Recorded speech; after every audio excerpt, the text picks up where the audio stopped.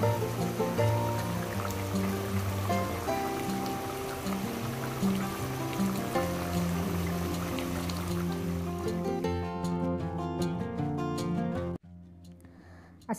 আলাইকুম, আমি BD blogger lucky. তোমরা সবাই কেমন আছো? আলহামদুলিল্লাহ, আমি তো খুবই ভালো আছি। এই যে দেখতে পাচ্ছ, আমার ছেলে কিন্তু খুবই ব্যস্ত। আসলে ওর প্রতিটা দিনই যায় খুব ব্যস্ততায়। সারাদিন যে ওর মামুনিকে দৌড়ের ওপর রাখতে হবে, আর মামুনিকে দৌড়ের ওপর রাখার একমাত্র কাজই হচ্ছে ওর। এই যে দেখতে পাচ্ছ, এটি এক ঝুড়ি সবসময় খেলনা থাকে। প্রায় 2-3 মাস পর পর এই এক ঝুড়ি খেলনা ফেলতে হয়, কারণ যতগুলো খেলনা আছে, প্লাস্টিকের থেকে শুরু করে বল, পিস্তল যা আছে সবগুলোকে ও কারিগরি করে ভেঙে চুরে শেষ। এখন দেখো, ঝুড়ির ভিতর থেকে খেলনা বের করে অর্ধেক ঝুড়ির ভিতর ও নিজেই ঢুকে রয়েছে।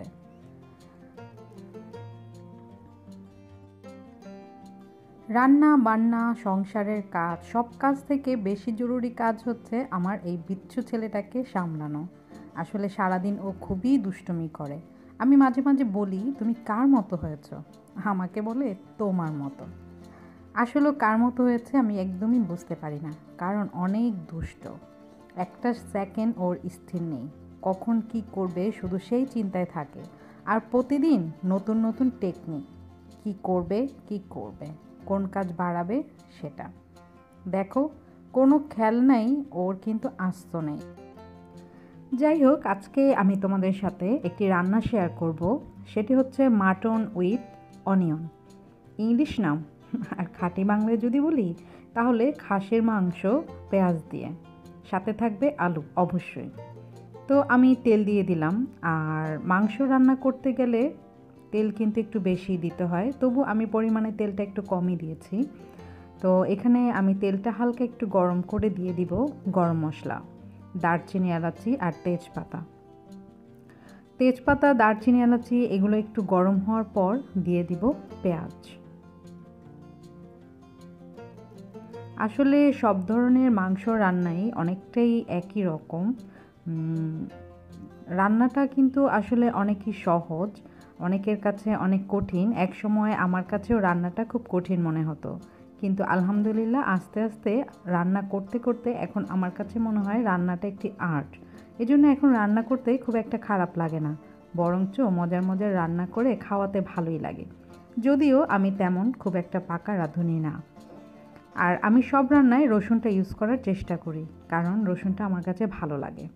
তো আমি এই যে দিয়ে দিলাম রসুন কুচি, আর দিয়ে দিব এখন পেঁয়াজ কুচি। রসুন আর পেঁয়াজটা দেওয়ার পরপরই আমি দিয়ে দিব লবণ, কারণ লবণটা দিলে পেঁয়াজটা তাড়াতাড়ি নরম হয়ে যায়। তারপরে আমি এটা হালকা ভেজে নিব, পেঁয়াজ আর রসুনটা হালকা ভেজে তারপর আদা রসুন দিয়ে দিব। তো দেখো, আমি পরিমাণ মতো পেঁয়াজ দিয়ে দিয়েছি। আর মাংস অনুযায়ী ভুনা যে কোনো কিছু রান্না করতে গেলে কিন্তু পেঁয়াজের পরিমাণটা একটু বেশি দিতে হয়। আর আমি এই খাসির মাংসটা ভুনা করব ভেবেছি, আর ভুনাই করেছি। তবে এটার সাথে আমি কিছু আলু দিয়ে দিয়েছি, কারণ আমার বাচ্চারা আলু খেতে খুব পছন্দ করে। তোমরা চাইলে এটি আলু ছাড়াও রান্না করে ফেলতে পারো। তো আমি পেঁয়াজটা ভালো করে ভেজে নিচ্ছি। দেখো,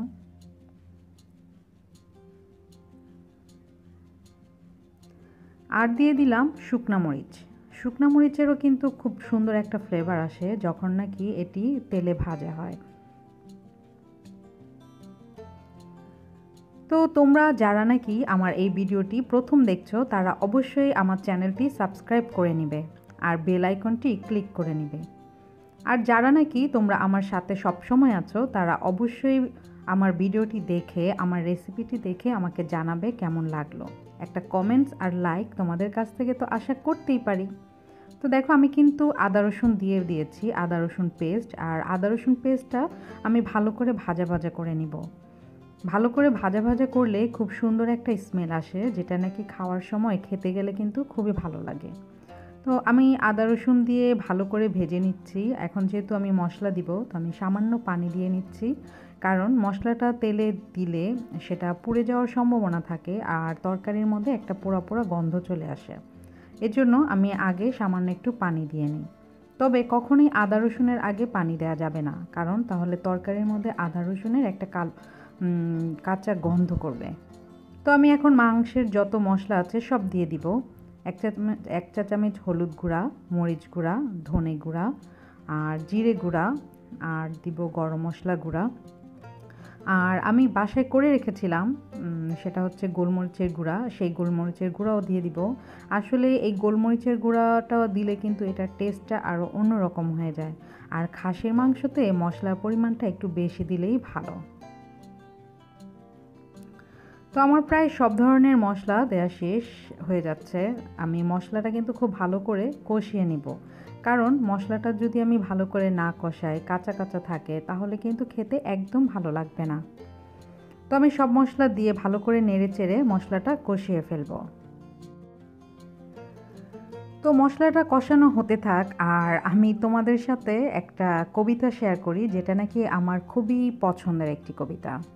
আর সেটি হচ্ছে, আমার এ ঘর ভাঙিয়াছে যেবা, আমি বাঁধি তার ঘর, আপন করিতে কাঁদিয়া বেড়াই, যে মোরে করেছে পর, যে মোরে করিল পথের বিবাগী, পথে পথে আমি ফিরি তার লাগি, দিগল রজনী তার তরে জাগি, ঘুম যে হরেছে মোর, আমার এ ঘর ভাঙিয়াছে যেবা, আমি বাঁধি তার ঘর।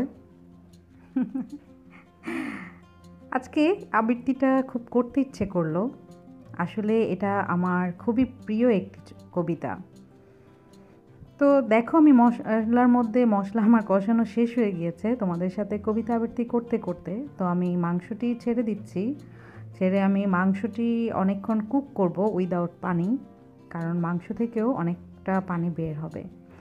তো তোমাদেরকে যেটা বলছিলাম, যে কবিতাটা তোমাদেরকে বললাম, সেটা আমার খুবই প্রিয় একটি কবিতা। যখন এই কবিতার মানেও আমি বুঝতাম না একদম ছোট্টবেলায়, তখন থেকেই এই কবিতাটা আমার কাছে খুবই ভালো লাগতো। সময়ের সাথে আস্তে আস্তে যখন আমি বড় হলাম, তখন বুঝতে পারলাম আসলে এই কবিতাটার মিনিংটা কী। আর এটাই সত্য, এটাই বাস্তব। আমি আসলে অমনি, এজন্য এই কবিতাটা আমার কাছে এখন আরও বেশি ভালো লাগে। আসলে আমি আগে ডায়েরি লিখতে খুবই পছন্দ করতাম। আমি ডায়েরি লিখতাম, কবিতা পড়তাম, অনেক ধরনের বই পড়তাম। আর কিছু কিছু কবিতা তো আমার খুবই প্রিয়, তার মধ্যে এটি আমার সবচেয়ে বেশি প্রিয়। এখনও আমার ডায়েরির পাতায় পাতায় এই কবিতাটি লেখা রয়েছে। তো তোমাদের সাথে যেহেতু আমি সব কিছুই শেয়ার করি, আমার ভালো লাগার একটি কবিতাও তোমাদের সাথে শেয়ার করলাম। জানি না তোমাদের কাছে কেমন লেগেছে। তো যাই হোক, আমি কিন্তু মাংসের মধ্যে এখন পর্যন্ত কোনো পানি দিইনি। আমি একটু পরপর এসে মাংসটা নাড়া দিচ্ছি। আর আজকে আমি প্রেসার কুকারে রান্না করিনি, পাতিলে রান্না করেছি, কারণ খাসির টাটকা মাংসটা কিন্তু সফটই থাকে। এটার হাড়গুলোও খুব সফট, খেতে টেস্টি। এটা পাতিলে রান্না করতে হলেও খুব একটা সময় লাগে না।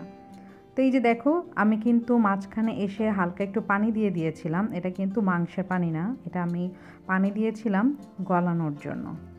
আর এখন আমি দিয়ে দিব অনিয়ন, মানে পেঁয়াজ। আর এই 4টা অনিয়নের জন্যই এটার নাম দিয়েছিলাম মাটন উইথ অনিয়ন। নামটা কেমন লাগলো? এটা কিন্তু তোমাদের লাকির রেসিপি। আসলে নিউ নাম দিয়ে আমার রেসিপি বলে চালিয়ে দিলাম। যাই হোক, আমি কয়েকটা আলুও দিয়ে দিয়েছি। যদিও মাংসটা ভুনা, কিন্তু তবুও আলু দেওয়ার কারণ হচ্ছে আলু আমার নিজেরও খুব প্রিয়, আর আমার বাচ্চাদেরও খুব প্রিয়। তো এখন আমি এগুলো দিয়ে কিছুক্ষণ ঢাকনা দিয়ে ঢেকে রাখবো।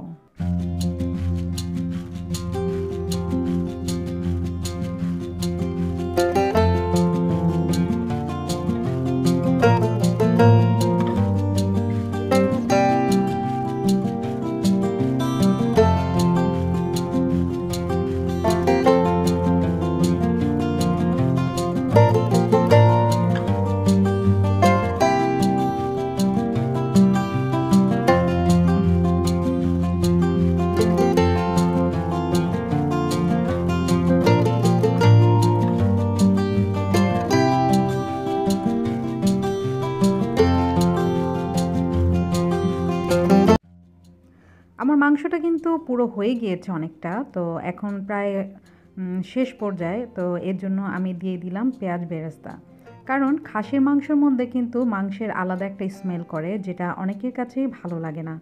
তবে মাংস কেনার সময় অবশ্যই খেয়াল করে যদি নেওয়া হয় তাহলে মাংসের মধ্যে কিন্তু গন্ধ করে না। খাসির মাংস দুই ধরনের, একটা থেকে গন্ধ করে আর একটা থেকে করে না। তো এটা নেওয়ার সময় অবশ্যই খেয়াল করতে হবে। আর এই যে মশলাটা দেখলে, এটা হচ্ছে আমার স্পেশাল মশলা। আমি যে কোনো মাংস রান্না করার পরে শেষের দিকে আমি এই মশলাটা দিয়ে কিছুক্ষণ কুক করে নিই। দেখো কালারটা কত সুন্দর হয়েছে। এখন তোমাদের যার যার খেতে ইচ্ছে করছে তারা অবশ্যই প্লেট বাটি নিয়ে বসে যাও। তো তোমরা খেতে বসো আর আমি তোমাদের কাছ থেকে বিদায় নিচ্ছি। তোমরা সবাই ভালো থেকো, সুস্থ থেকো, সুন্দর থেকো, আমার জন্য দোয়া করো। আর আমিও তোমাদের সবার জন্য বেশি বেশি বেশি অনেক বেশি দোয়া করব। আল্লাহ হাফেজ।